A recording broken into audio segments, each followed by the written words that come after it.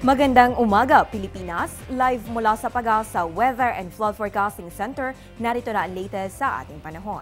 Malaking bahagi ng Pilipinas po ngayon ang naapektuhan ng umiiral na Intertropical Convergence Zone. Partikular po ito nakakaapekto sa may Palawan, buong Visayas at Mindanao. Sa mga susunod na oras, makakaranas ng mahihina hanggang katamtamang pagulan at thunderstorms ang Palawan at mga rehiyon ng Western Visayas, Zamboanga Peninsula, Caraga at Davao. Habang dito naman sa Metro Manila at natitirang bahagi ng bansa ay makakaranas ng bahagya hanggang sa maulap na kalangitan na may pulupulong pag-ulan at thunderstorms. Kaya siguraduhin may dalang payong saan man ang inyong lakad ngayong Biyernes. Magbabalik ang ating ulat panahon makalipas ng isang paalala. Teng, ang package. Ma'am, sabi ng Air 21 on the road na.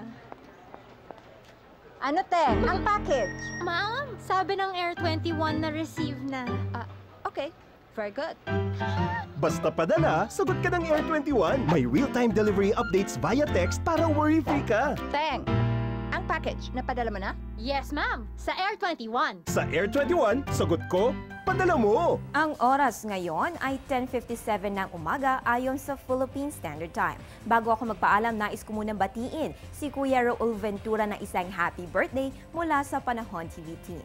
At yan ang latest mula dito sa Pag-asa DOST. Ang weather update na ito ay hatid sa inyo ng Panahon TV Express kung saan walang pinipiling panahon ang pagbibigay impormasyon.